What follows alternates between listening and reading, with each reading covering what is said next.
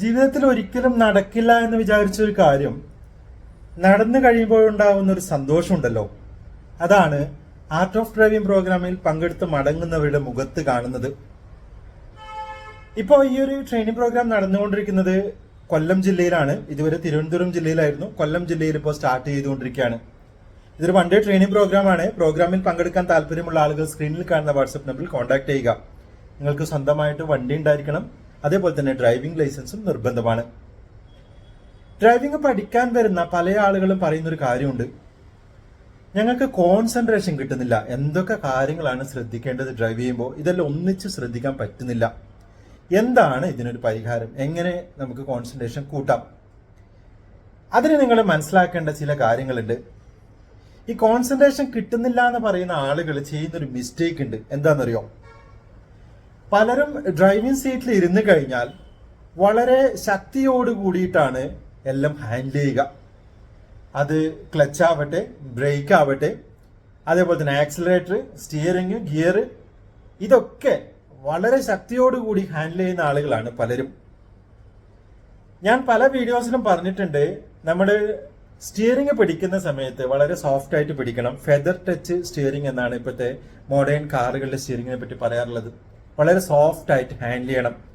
അത് ഞാൻ നിങ്ങൾക്ക് മനസ്സിലാവാൻ വേണ്ടിയിട്ട് പറഞ്ഞിട്ടുണ്ട്. നമ്മളൊരു ഫ്ലവറിനെ ഹാൻഡിൽ ചെയ്യുന്ന രീതിയിൽ സ്റ്റിയറിംഗ് ഹാൻഡിൽ ചെയ്യണം. പക്ഷേ ഡ്രൈവിംഗ് പഠിക്കുന്ന പലർക്കും ഇത് പറ്റാറില്ല. എന്തു ചെയ്യും? വളരെ ശക്തിയിൽ സ്റ്റിയറിംഗ് പിടിക്കും. ഇങ്ങനെ ശക്തിയിൽ സ്റ്റിയറിംഗ് പിടിക്കുന്ന സമയത്ത് എന്താ പറ്റുക? സ്റ്റിയറിംഗ് ഓട്ടോമാറ്റിക്കലി റിട്ടേൺ വരുന്ന ഒരു സംവിധാനമുണ്ട്. അത് നിങ്ങൾ ശ്രദ്ധിച്ചിട്ടുണ്ടോ? സ്റ്റിയറിംഗിനെ പറ്റിയിട്ട് ആലോചിച്ച് കഴിഞ്ഞാൽ മനസ്സിലാവും ഇതൊക്കെ, അല്ലെങ്കിൽ നിങ്ങൾ നന്നായിട്ട് പഠിച്ചു കഴിഞ്ഞാൽ മനസ്സിലാവും. നമ്മളൊരു വലിയ വളവ് തിരിച്ചു കഴിഞ്ഞിട്ട് സ്റ്റിയറിംഗ് ഒന്ന് ഫ്രീ ആയിട്ട് വിട്ട് കഴിഞ്ഞാൽ automatically steering back to normal ആവുന്നുണ്ട്. നിങ്ങൾ ശ്രദ്ധിച്ച് നോക്കുക ഇനി ഡ്രൈവ് ചെയ്യുന്ന സമയത്ത്. ഇങ്ങനെയുള്ള കാര്യങ്ങളൊക്കെ സ്റ്റിയറിംഗിൽ തന്നെയുണ്ട്.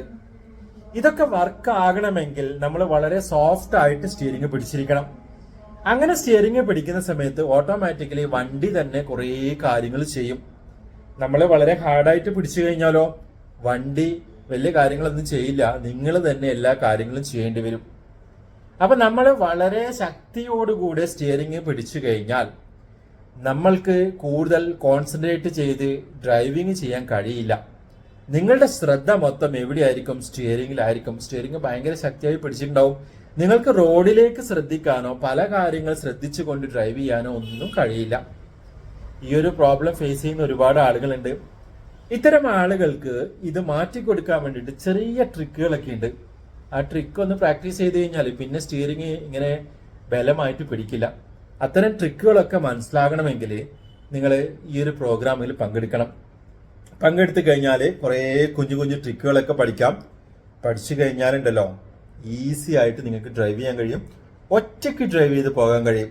അതായിരിക്കുമല്ലോ പലരുടെയും സ്വപ്നം. ലൈസൻസ് കയ്യിലുണ്ടാവും, പക്ഷേ ഡ്രൈവ് ചെയ്യണമെന്നുണ്ടെങ്കിൽ വേറൊരാൾ കൂടെ വരണം. ഈ കൂടെ ഒരാൾ ഉണ്ടെങ്കിൽ മാത്രം ഡ്രൈവ് ചെയ്യുന്ന ഒരുപാട് ആളുകളുണ്ട്. അത്തരം ആളുകളൊക്കെ ഇങ്ങനെ ഒരു ട്രെയിനിങ് പ്രോഗ്രാമിൽ പങ്കെടുത്തു കഴിഞ്ഞാൽ നിങ്ങൾക്ക് ഒറ്റയ്ക്ക് ഡ്രൈവ് ചെയ്യാൻ കഴിയും. അപ്പോൾ ഇനി ഡ്രൈവ് ചെയ്യുന്ന സമയത്ത് സ്റ്റിയറിംഗ് വളരെ സോഫ്റ്റ് ആയിട്ട് പിടിക്കുക. അതേപോലെ തന്നെ ബ്രേക്കും ക്ലച്ചും ഒക്കെ ഓപ്പറേറ്റ് ചെയ്യുന്ന സമയത്ത് വളരെ സോഫ്റ്റ് ആയിട്ട് ചെയ്യാൻ വേണ്ടിയിട്ട് നിങ്ങൾ പഠിക്കുക. ഇതിനൊക്കെ ഒരു റിതം ഉണ്ട്. ആ റിതം നിങ്ങൾക്ക് കിട്ടിക്കഴിഞ്ഞാൽ ഇത് വളരെ വളരെ ഈസി ആയിട്ട് തോന്നും. എന്തായാലും പ്രോഗ്രാമിൽ നിങ്ങൾക്ക് പങ്കെടുക്കാൻ താല്പര്യമുണ്ടെങ്കിൽ സ്ക്രീനിൽ കാണുന്ന വാട്സപ്പ് നമ്പറിൽ കോൺടാക്ട് ചെയ്യൂ. വീണ്ടും മറ്റൊരു ബ്ലോഗുമായി കണ്ടുമുട്ടാമെന്ന ശുഭപ്രതീക്ഷയോടെ ഞാൻ Sajeesh Govindan. Thank you. By.